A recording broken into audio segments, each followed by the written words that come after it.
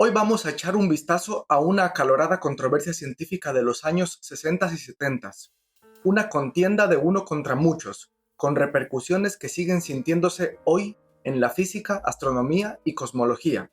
Esta es la historia de uno de los primeros experimentos a gran escala para detectar la teorizada radiación gravitatoria. A través de este fascinante episodio de la física, aprenderemos algo muy importante sobre la dinámica de la ciencia en general y sobre los procesos sociales de su desarrollo en particular. La teoría general de la relatividad del físico alemán Albert Einstein tiene una consecuencia con la que muchos científicos han concordado por casi 100 años, que los cuerpos móviles de masas inmensas en el espacio u otros eventos cósmicos masivos producen ondas de gravedad. La radiación gravitacional, con sus respectivas ondas gravitatorias, son como el equivalente de la radiación electromagnética con sus respectivas ondas de radio. Detectar las anticipadas ondas gravitatorias no es nada fácil. Estas han permanecido elusivas a muchos tipos de experimentos por casi 50 años. El problema es este. Es consenso que una partecita de la energía de grandes eventos cósmicos, como supernovas y agujeros negros, se disipa en forma de radiación gravitacional. Pero las ondas gravitatorias que podrían sentirse en la Tierra debido a esa radiación son tan inimaginablemente pequeñas que el prospecto de detectarlas parece cuesta arriba. Una manera de detectar estas ondas sería medir variaciones en el valor de la fuerza de gravitación de un objeto en relación con otro. Pero para hacernos una idea de lo increíblemente difícil que resulta medir algo tan pequeño, tengamos en cuenta que un detector de ondas gravitatorias en 1975 era tan sensible que con solo apuntarle la luz de una linterna a su núcleo de metal de más de 100 kilogramos era suficiente como para que las mediciones se vuelvan locas y aparezcan unos picos que arruinaban el registro del fenómeno. Sí, oíste bien. El simple impacto de una luz de baja potencia sobre una masa de metal tan grande hacía que el aparato registrase mediciones descabelladas. Así de preciso es este problema.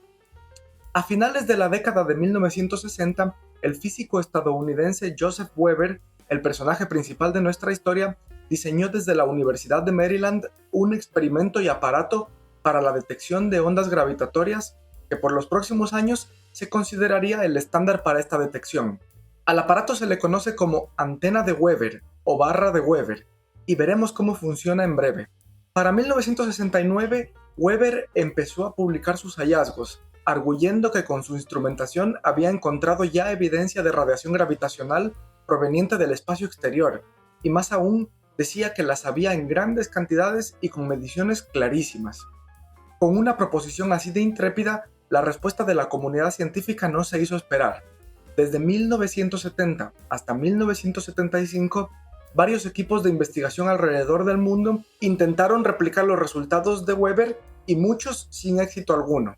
Físicos, astrónomos y cosmólogos de varias partes del mundo concordaron con la invalidez de las observaciones de Weber y con lo inapropiado del diseño de su antena. Seguían apoyando la existencia teórica de la radiación gravitacional, pero simplemente no creían que Weber haya medido nada que se le parezca. Esto fue un desafortunado destino para este científico y un golpe a su reputación. Este revés en tan solo 5 años de la credibilidad de Weber y de su experimento es lo que exploraremos a continuación. Luego hablaremos de cómo la sociología estudia este tipo de controversias científicas. Veremos que la investigación de estos casos históricos de la ciencia se llama Programa Empírico del Relativismo y discutiremos un poco la visión que este programa tiene de la evolución de la ciencia y de su lugar en nuestra sociedad. Volvamos a la detección de ondas gravitatorias. El aparato que Weber construyó y con el que estaba midiendo las disputadas señales era básicamente una gran barra metálica de varias toneladas suspendida en una cámara al vacío. La hipótesis de Weber era que los diminutos cambios de la fuerza de atracción entre las partes del aparato debido a las ondas gravitatorias causarían que la barra misma varíe sus dimensiones. Sin embargo, calculó que esta variación sería de una distancia menor que el diámetro de un átomo, lo que obviamente difícilmente sería medible. Se le ocurrió entonces una solución a este problema: medir las vibraciones de la barra de metal en su superficie. Si los minúsculos cambios de la fuerza gravitacional tenían un patrón de onda, entonces la barra empezaría a vibrar como si fuese una campana. Esa es la oscilación que la antena de Weber mide por medio de sensores y cuya señal se amplifica para poder ser registrada en un gráfico. Pero había otro problema: la sensibilidad del aparato era tan alta que captaba continuamente pequeñísimas vibraciones provenientes de los movimientos internos de los átomos de la misma barra. El aparato tenía que estar demasiado quieto, pues el solo movimiento aleatorio de sus átomos internos era suficiente para causar lecturas en el gráfico. La respuesta a este problema fue la de aislar aún más la barra con una suspensión intercalada de capas de hule y plomo, y por otro lado, considerar el registro continuo de bajas vibraciones como ruido. Por lo tanto, había que establecer un umbral bajo el cual todo lo registrado sería considerado ruido.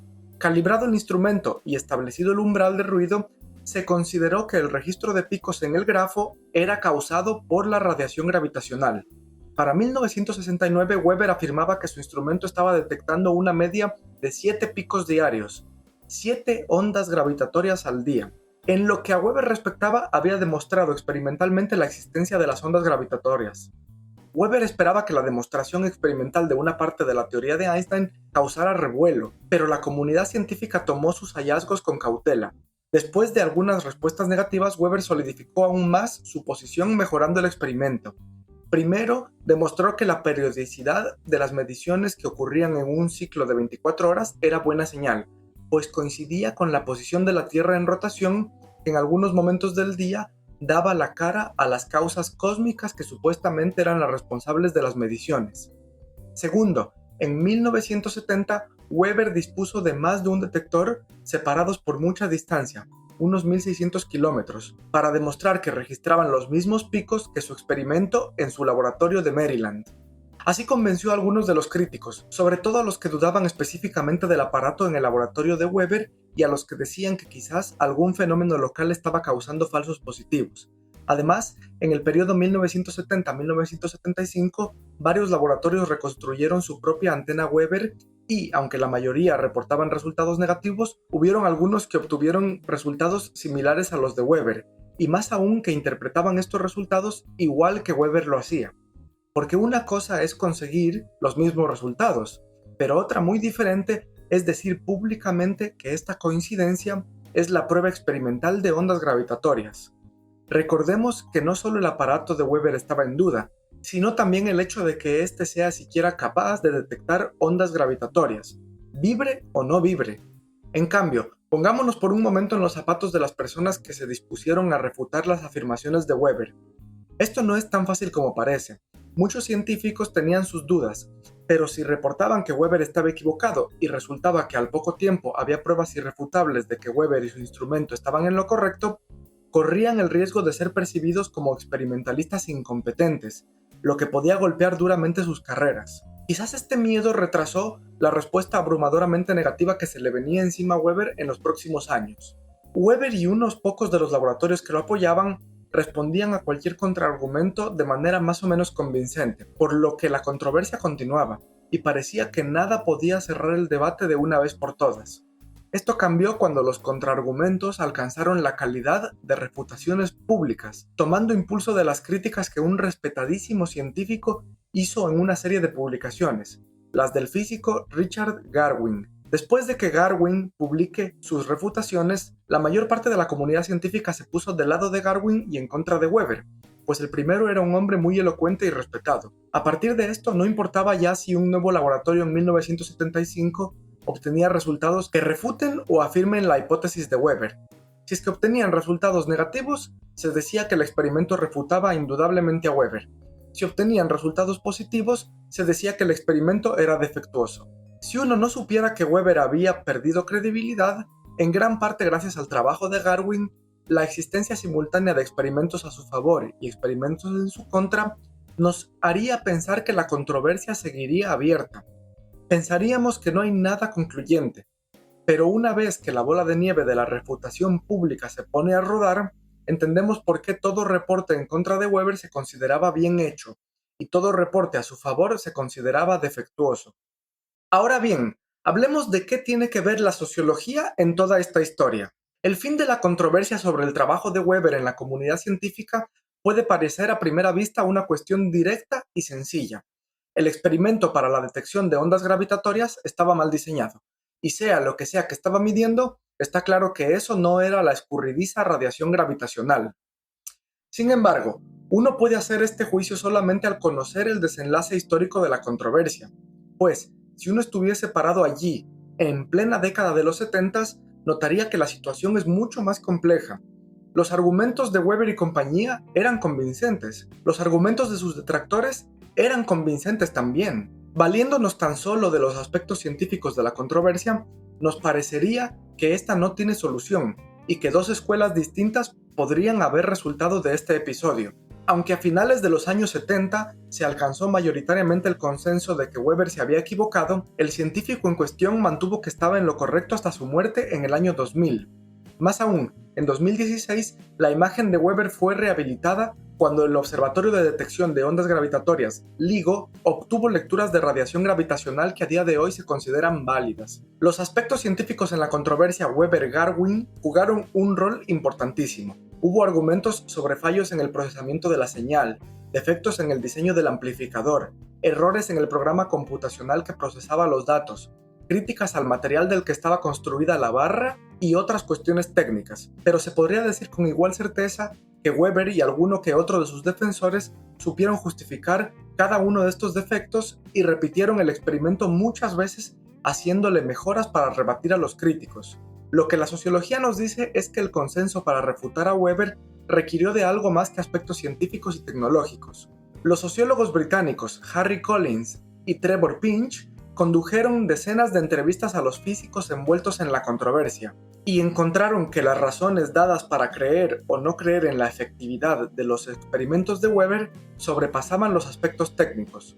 Algunas razones dadas para descartar los experimentos de Weber y de otros laboratorios que dieron resultados positivos fueron las siguientes: falta de confianza en la honestidad del científico a cargo o en su capacidad experimental, dudas sobre la personalidad e inteligencia de los experimentadores, dudas basadas en si el científico a cargo había trabajado en la industria o en la academia, apuntar el historial de fracasos de algún involucrado en el experimento, posesión de cierta información interna o confidencial, rechazo del estilo de la presentación de los resultados y publicaciones a favor, o vacilación por el prestigio de la universidad en la que se haya graduado el experimentador o por su nacionalidad. Ya vemos que las razones son científicas y sociales al mismo tiempo. La sociología de la ciencia nos dice que estos aspectos son inseparables a la hora de resolver una controversia. En otras palabras, la marcha histórica de una ciencia se da sobre el terreno de algo más que los hechos objetivos. Así nos lo cuentan Collins y Pinch en este pasaje. Las controversias científicas no pueden resolverse solo con los hechos, porque no existen criterios independientes del resultado del experimento que puedan ayudar a decidir si un entorno experimental es realmente adecuado o no a priori. Ningún experimento por sí solo puede resolver nada. Para resolver las cosas, la interpretación de un experimento tiene que ser acordada por las partes involucradas. El programa sociológico por el cual se entrevistan a científicas y científicos que defienden diferentes posiciones de una misma controversia se desarrolló en la Universidad de Bath. Los sociólogos británicos ya mencionados, Harry Collins y Trevor Pinch, junto a sus colegas de la llamada Escuela de Bath, fueron los responsables de esta agenda investigativa, a la que denominaron Programa Empírico del Relativismo, o EPOR por sus siglas en inglés. El EPOR, junto al programa fuerte de la Escuela de Edimburgo, del que hablamos en el anterior video, conforman las dos vertientes más importantes de la sociología del conocimiento científico. Como ya puedes inferir de lo que hemos discutido hoy, el programa empírico del relativismo sirve para el estudio social de las controversias científicas con el fin de entender la evolución del conocimiento y cómo las influencias sociales afectan a los consensos científicos. Si quieres aplicar esta agenda a tu propia investigación de las ciencias, tienes que tomar en cuenta 4 conceptos clave. Primero, está el concepto de controversia científica en sí. La controversia es un desacuerdo entre dos o más grupos sobre la forma o contenido de algún esfuerzo científico. Puede estar disputándose alguna teoría, hipótesis, concepto, validez experimental o instrumentación. También puede ser un conflicto de forma, en el que está en tela de duda la situación organizacional de alguna ciencia o las consecuencias de alguna disciplina. Vale recalcar que la ciencia no siempre está atravesando por controversias. Más bien, como investigador social, uno busca precisamente los episodios controversiales porque estos son los que sacan a la luz con mayor intensidad el proceso social que impulsa la evolución del conocimiento científico. En el momento de la controversia, el proceso de estabilización de los hechos está abierto y a flor de piel. Toda la comunidad habla de ello. Esto nos facilita observar ese proceso. En segundo lugar, está el problema de la regresión experimental. El problema de la regresión va más o menos así. Un resultado científico correcto se obtiene con un buen aparato experimental, pero un buen aparato experimental es el que nos brinda el resultado correcto. Pero solo podemos saber que el resultado es correcto si el aparato es bueno, y solo podemos saber que el aparato es bueno si da resultados correctos, etcétera, etcétera. Desde una visión positivista de la ciencia se diría que este círculo vicioso se rompe a partir de criterios racionales independientes del contexto. Pero el programa empírico del relativismo sugiere que el círculo de regresión se rompe a través de las negociaciones entre la comunidad científica. La negociación consiste de procesos sociales, como los que se ha citado en el caso Weber. En pocas palabras, la lucha de la controversia científica es una disputa por la credibilidad. En tercer lugar, tenemos la interpretación flexible que los diferentes actores hacen de los hechos. Los distintos grupos en la contienda científica defienden la credibilidad de su propia posición, pero para ganar más adeptos requieren que otros interpreten caritativamente su posición y hostilmente la posición contraria. Muchas controversias se resuelven cuando uno de los bandos recibe la mayor cantidad de interpretaciones positivas y el otro bando cae en un estado de incredulidad. Por tanto, la resolución de una controversia científica es tanto un asunto técnico y cognitivo como lo es social y político. Por último, tenemos el concepto de cierre o resolución de la controversia. Hemos visto ya que cuando la regresión experimental impide la resolución de una controversia, hacen falta otros factores que acudirán a montar la defensa de una de las posiciones. Durante el ardor de la controversia, las cosas pueden parecer confusas y hay varias posiciones explicando el mismo fenómeno, pero tras el cierre o resolución, uno encuentra que las cosas se han aclarado súbitamente. Sin embargo, esta claridad y seguridad sobre los hechos solo llega a posteriori y como producto de la retrospectiva. Por supuesto, el cierre de una controversia puede no ser permanente. En muchos episodios de la ciencia se ha visto que una contienda científica sobre el mismo tema puede reabrirse. Así, quizás sería más correcto hablar de estabilización de los hechos temporal que de cierre contundente. Al igual que con el programa fuerte que tratamos en la anterior ocasión, el programa empírico del relativismo recibió embestidas de varios grupos. La objeción más común decía que EPOR supuestamente implicaba un ataque a la ciencia. Esto no puede estar más alejado de la realidad. Los proponentes de EPOR fueron siempre muy claros en que su objetivo era entender el complejo enmarañado de aspectos cognitivos, tecnológicos y sociales que mueven a la ciencia, mas no el de socavar su autoridad. Collins y Pinch defienden esta posición así: la ciencia es un pináculo cultural y una exhibición de experticia y habilidad suprema, pero creemos que no tiene por qué justificarse como una visión completa del mundo, una nueva religión o una matadora de falsos dioses. El desacuerdo sin polarización es una característica valiosa de la vida académica. La mayor parte de episodios que describimos en nuestra sociología son desacuerdos que no constituyen una mala ciencia. Más bien, es la represión del desacuerdo lo que genera una mala ciencia. Esta no es una actitud anticientífica. En cierto sentido, la visión social de la ciencia es inútil para los científicos, pues puede debilitar la fuerza impulsora de su determinación hacia el descubrimiento. El impacto de nuestras redescripciones sociales debería más bien recaer en el método científico de aquellas disciplinas que imitan lo que consideran que es la forma de actuar en las ciencias naturales de gran prestigio y en aquellos individuos y organizaciones que destruirían las ciencias incipientes solo por no estar a la altura de un ideal equivocado de la ciencia. El libro en el que mayormente nos hemos basado para esta lección sobre EPOR fue escrito por Collins y Pinch y lleva por título El Golem, lo que todos deberíamos saber acerca de la ciencia. Este nombre es significativo, ya que plantea una metáfora sobre la ciencia. Un golem es una criatura de creación humana. Tiene autonomía, es verdad, pero en su corazón lleva siempre una parte de nuestra humanidad. Los aciertos y errores, la certeza y la incertidumbre, la esperanza y el miedo son aspectos de nuestra humanidad de los que no podemos huir y de los cuales nuestra creación, la ciencia golem, tampoco puede escapar. Es muy común escuchar en los medios de comunicación que grandes avances tecnológicos e industriales son el producto de la ciencia.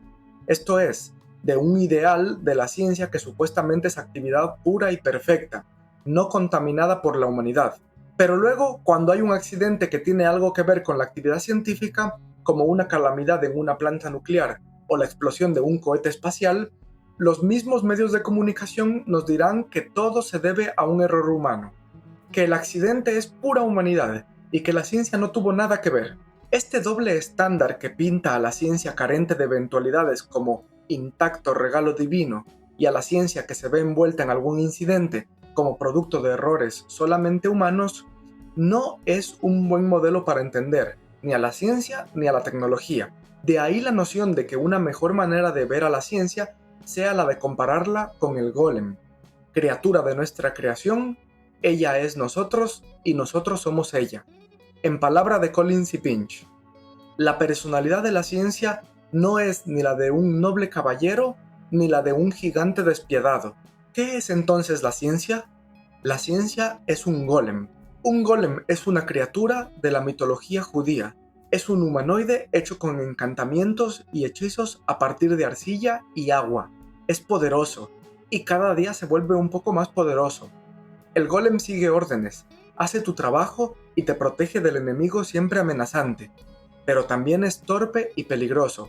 Sin un control, el golem puede destruir a sus amos con errático vigor. El golem ciencia no puede ser culpado por sus errores, pues son nuestros errores. Un golem, por poderoso que sea, es creación de nuestro propio oficio y artesanía.